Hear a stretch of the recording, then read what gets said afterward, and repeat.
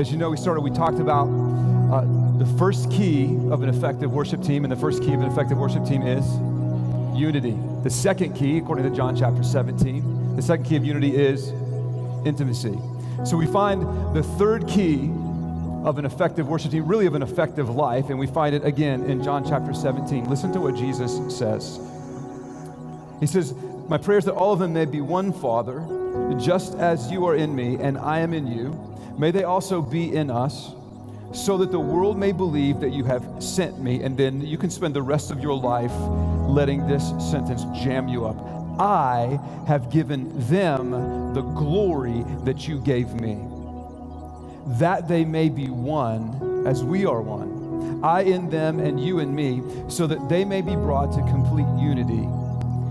Then the world will know that you sent me." Isn't that interesting? The greatest form of evangelism may be that we're unified, we're intimate with the Father, and our final key is glory, that we bring glory.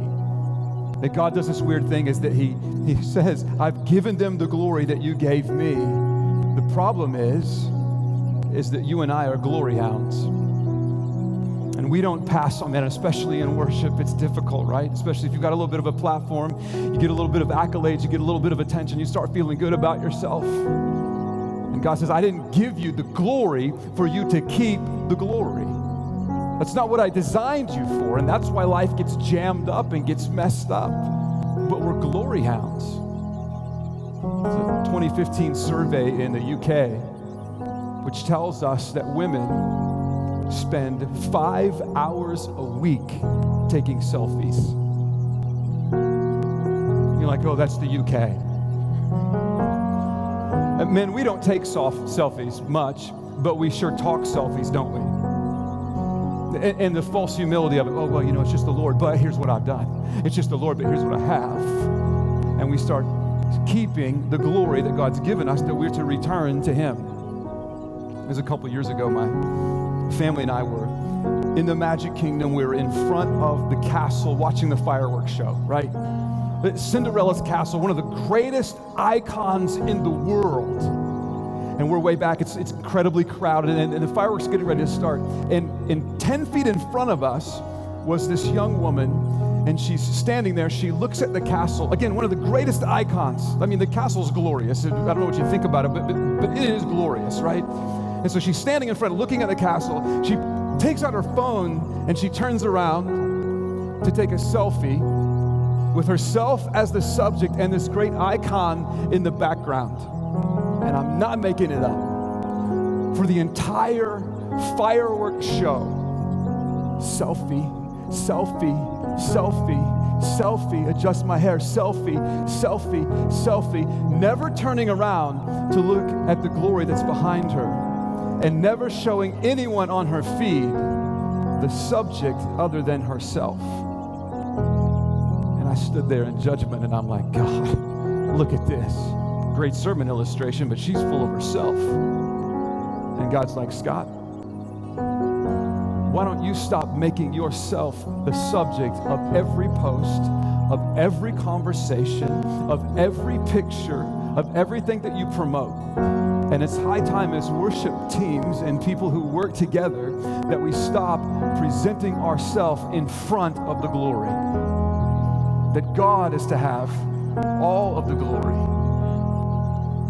I had somebody at our church once, it's just us, right? So we'll just us. They came in and they said, "Well, we're going to leave your church.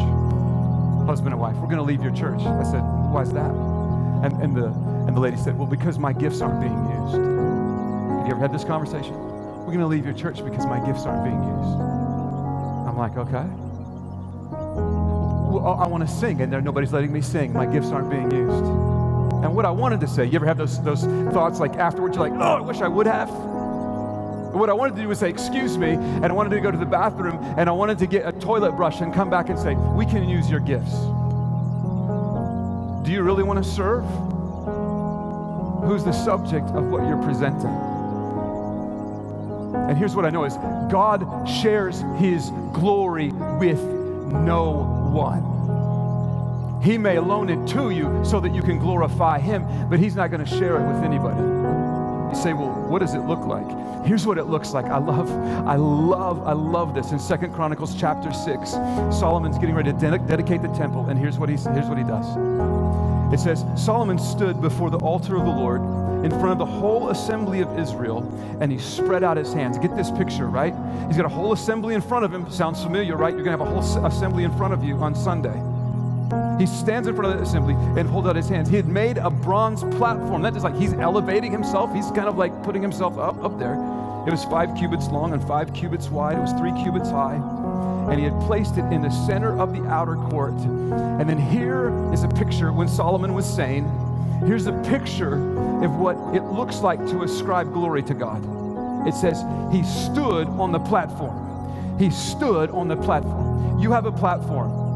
It's okay that you have a platform. It's okay that you stand up and are elevated. It's okay that you have some fame. It's okay that you have some accolades, that you have some attention. It's okay that you might have a recognizable name. It's okay. He stood on the platform. Then look what he did. He knelt down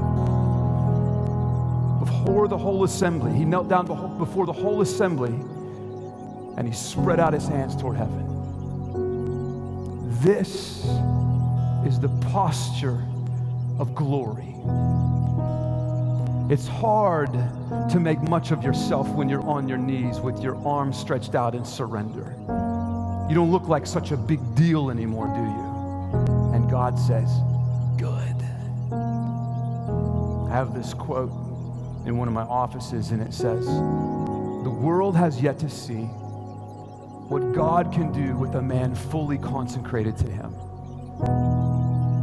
And I wrote on that with a little arrow, and I wrote underneath it, and I just wrote a note to myself, and it says this: be that man. And I will tell you this, I believe the world has yet to see what God can do with a worship team that's fully consecrated to him. Be that team. Be a team unified. Be a team that's intimate with the Father, and be a team that glorifies the Lord, and watch what God will do. So as we just take just a couple moments, I love you just to just kind of marinate and meditate on these pictures or on these questions that'll be up. Just you and the Lord, and ask him, God, can I do a better job in my life of glorifying